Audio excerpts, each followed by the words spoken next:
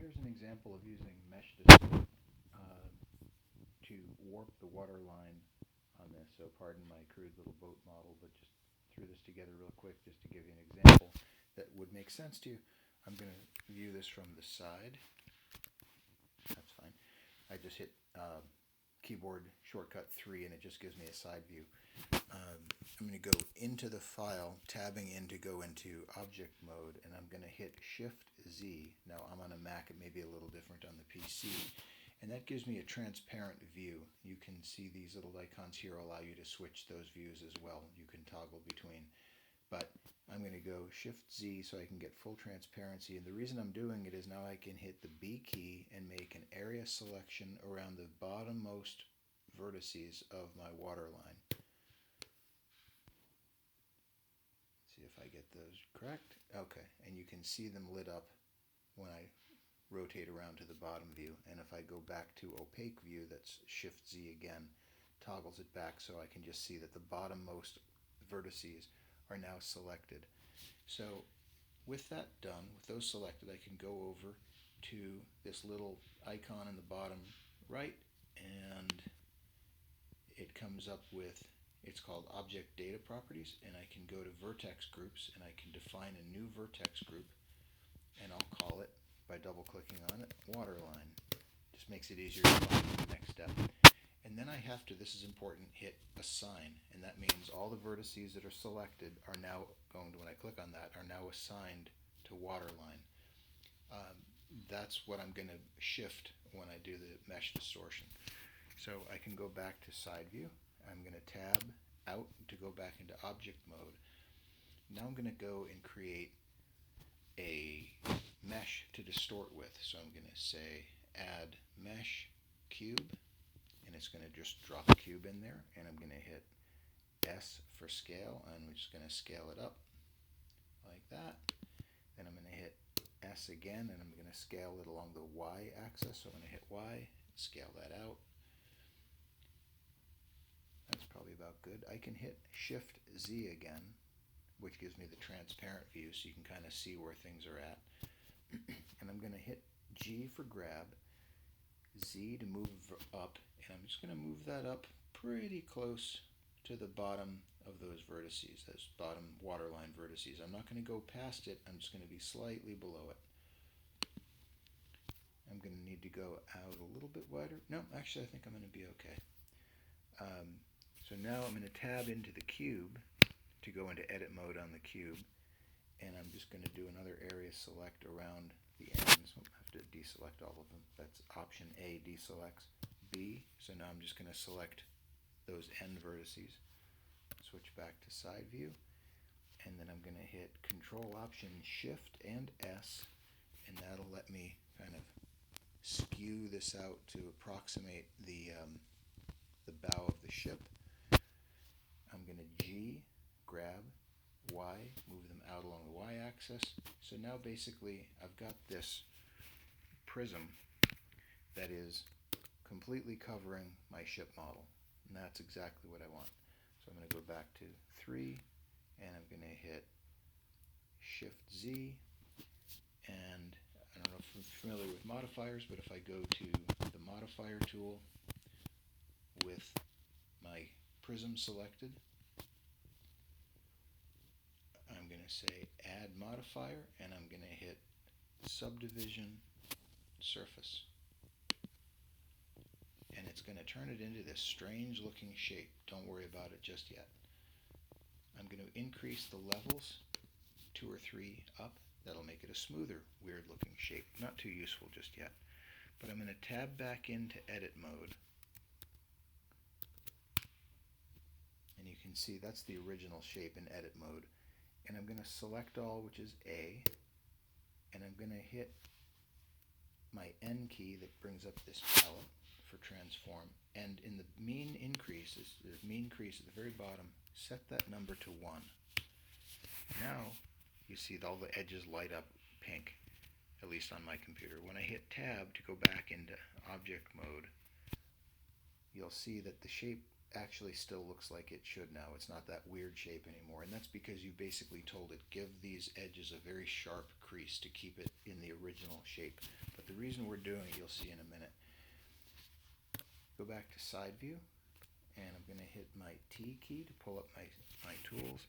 I'm going to hit tab to tab into edit mode, and I'm going to grab this little loop cut tool, and I'm going to drop a loop cut pretty much right in the middle of the boat, and that's it. And then I'll go back to my selection tool. I can make that go away. And now the fun part.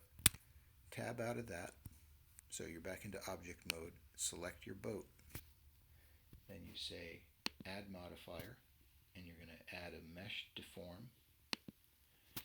And you're going to, for object, you're going to eyedropper and select your cube, which you can't really see too well, but I just eyedroppered on the cube and it became that.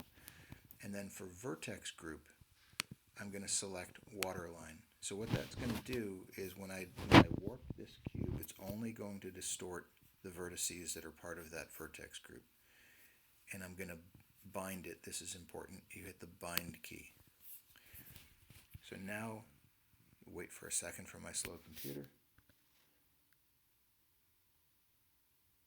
It's taking its time.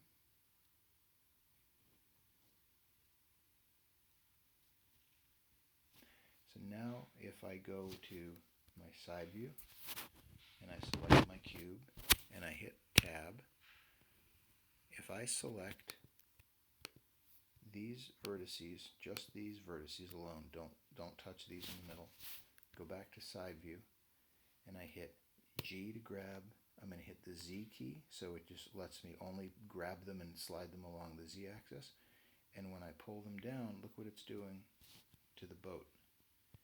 It's distorting the hull. The reason why we did a mesh subdivision surface on the prism is now it gives me a nice curve along the bottom, but something isn't right. It's not giving me just my waterline vertices. It's selecting everything. But you'll get the idea from this that by moving this down, I can kind of hog out that waterline to correct for what you were seeing in printing. But I'm going to hit escape for now. I'm going to tab out of edit mode, select my boat, and figure out why I wasn't getting the waterline.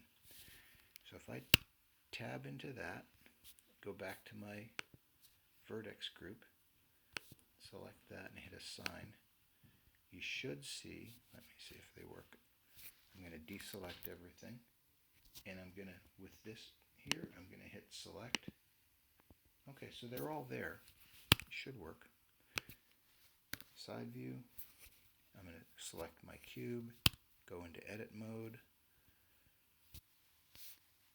G, Z, okay, that's what it was. I didn't have them properly assigned. So now I'm doing the envelope distort or the mesh distort, but I'm only distorting that bottom water line. So if you only want to pull it down by a millimeter or so, front to back, you just pull it down by approximately, or just eyeball it, what you want. But what you're going to see when doing it with just those waterline vertices is you're going to have a slight edge around where the other vertices aren't affected. So it's up to you. If you're only going to try to correct a little bit of distortion, you might just want to distort the whole model, because maybe the whole model is slightly warped, probably could be. But if you're only just trying to add just a little bit of a correction, that might be fine. The other suggestion that I think somebody else posted was you could just, let me escape from this. I'm going to hit tab to go, I'm going to hit enter, tab to go into object mode, and I'm going to hide my cube. But you can see the effect now. It's given a gentle curve to the bottom, but you are seeing it only affecting those bottommost vertices. So it's really your choice. You can also select, say, just the whole hull, but leave the rest of the superstructure alone,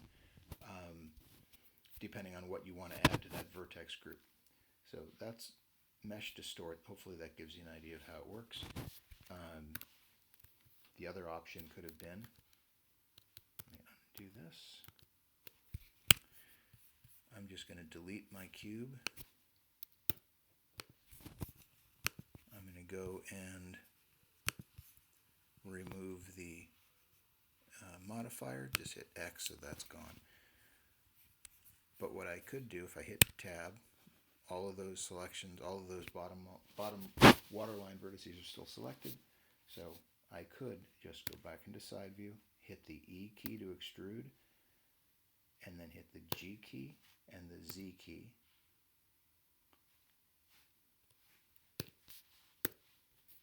And just pull down along the Z-axis in extrusion so that when I do print this and this gets distorted, then I put this whole thing on just a piece of sandpaper and sand the hull back and forth until I bring it up to waterline. That way you don't have to lose anything else.